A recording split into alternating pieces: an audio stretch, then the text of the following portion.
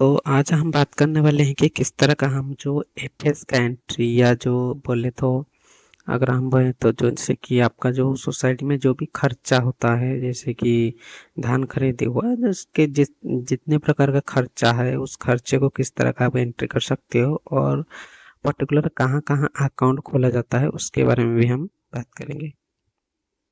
तो सबसे पहले हम ये जो है ये डैशबोर्ड है, अभी यहाँ पे देख सकते हैं ये कॉन्फ़िगरेशन का बटन दिख रहा है, इसके ऊपर आपको क्लिक करना है।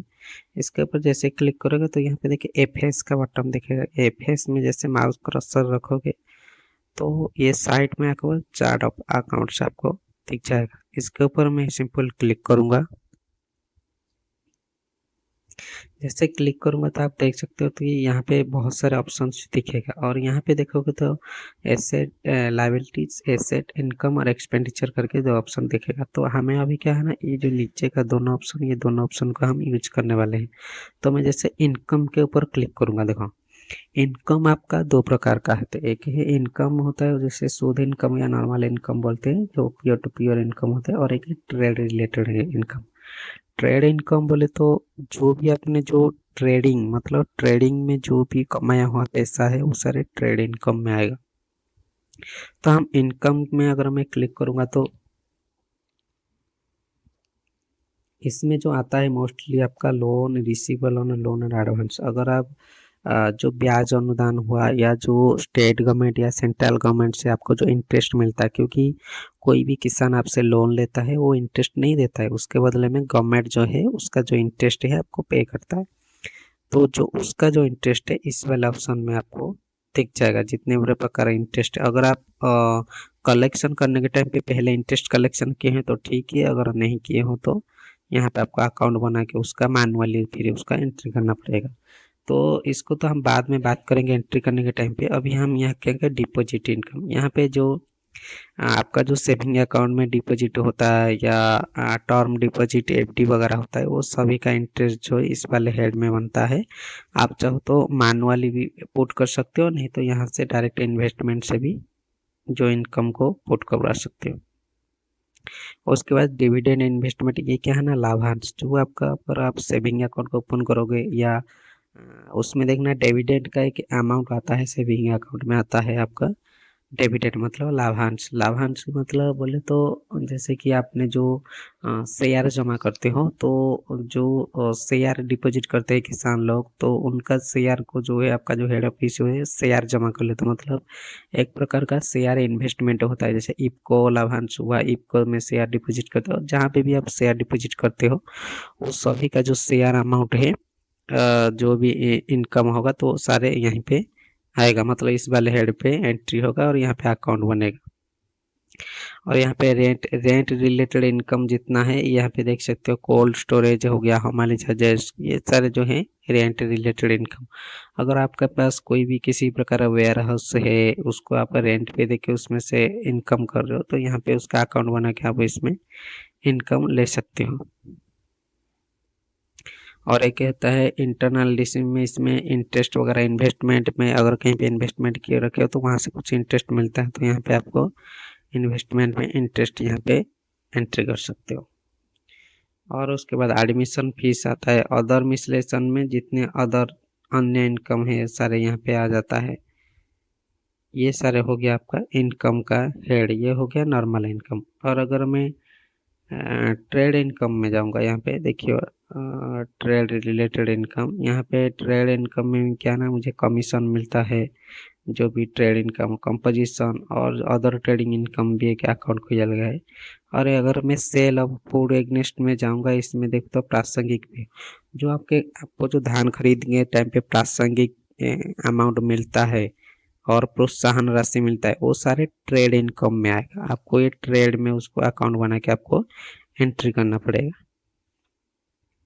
अगर मैं एक्सपेंडिचर में क्लिक करूंगा तो एक्सपेंडिचर में देखो, यहाँ पे देखो एक्सपेंडिचर का ऑप्शन एक है, जो कि ये नॉर्मल खर्चा है सारे, जैसे कि सैलरी हो गया, मैनेजमेंट एक्सपेंस हो गया, rent, tax, electricity, repair cost हो गया, ये सारे हैं नॉर्मल इनकम। अगर आपको इसमें किसी में भी अकाउंट बनाना है, आप सिंपल इसके ऊपर एक बार क्लिक करोगे, जैसे क्लिक करोगे देखो ये क्या हाईलाइट हो जाएगा।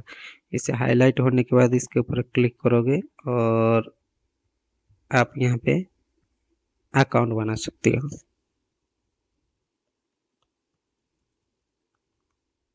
जैसे कि मैंने एक ऑडिट फीस के नाम पे एक अकाउंट बनाया और क्रिएट करोगे तो क्या होगा ना, अकाउंट यहाँ पे क्रिएट हो जाएगा, जो भी अकाउंट आप यहाँ पे बनाओगे।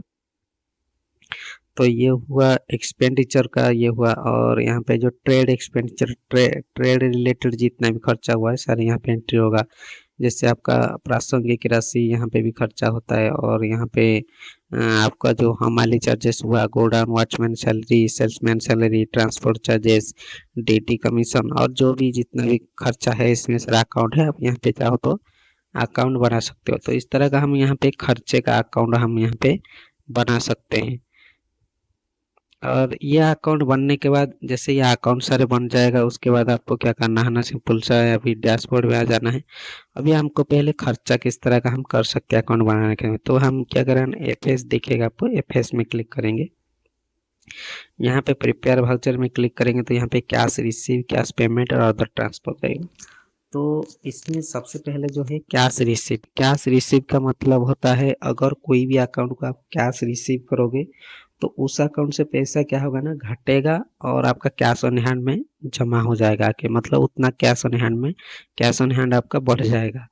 अगर मैं कैश पेमेंट करूंगा तो कैश ऑन हैंड में जितना भी पैसा होगा उस अकाउंट में जाके जमा हो जाएगा। चाहे अगर मैं सेविंग में कैश पेमेंट करूंगा तो सेविंग में क्या होगा ना, मेरा पैसा बढ़ जाएगा, मतलब बढ़ेगा।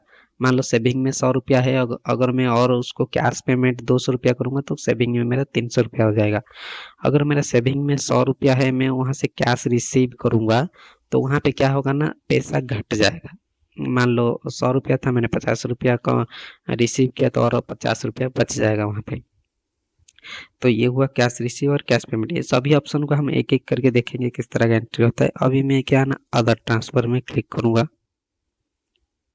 जैसे अदर ट्रांसफर में क्लिक करूंगा तो यहाँ पे मुझे डे बुक अपडेट करने के लिए पूछेगा, मैं इसको येस करूंगा और यहाँ पे जनरेट न्यू बैच आईडी में क्लिक करके बैच आईडी जनरेट कर लूंगा। अब आप यहाँ पे देख सकते हो क्रेडिट अकाउंट साइट और डेबिट अकाउंट साइट।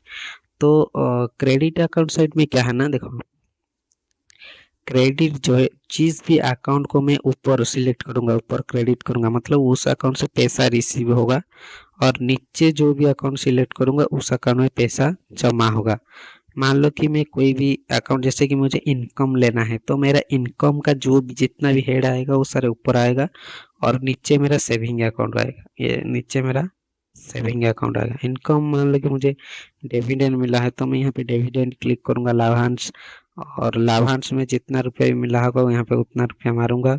और नीचे जिस अकाउंट में मुझे जमा करना है पैसा, मान लो मेरा सेविंग अकाउंट में आया है, जो भी खाते में आया है उस खाते को मैंने यहाँ पे मारूंगा, और उतना पैसा मैंने क्या करूंगा ना, यहाँ पे भी पास कर दूंगा। तो ये क्या होगा ना, डिविडेंड खाते में पैसा चढ़ जाएगा 1000, और यहाँ पे मेरा सेविंग अकाउंट में जमा हो जाएगा, और यहाँ पे मैं सेव कर दूंगा तो मेरा ये जमा हो जाएगा। उसके बाद मैं इसको पोस्ट कर दूंगा, फिर ये कंप्लीट हो जाएगा। और अगर मुझे कोई चीज़ खर्चा करना है तो मेरा क्या होगा ना, उस टाइम पे ऊपर रहेगा मेरा सेविंग अकाउंट, ऊपर मेरा सेविंग अकाउंट रहेगा, ऊपर मेरा रहेगा सेविंग अकाउंट, और जो नीचे है, नीचे नीचे रहेगा मेरा क्या ना, जिस अकाउंट को मैं जहाँ पे खर्चा करने वाला, मान लो मैं सैलरी देने वाला हूँ मेरे एम्प्लॉय को, तो यहाँ पे मैं सैलरी मार दूंगा।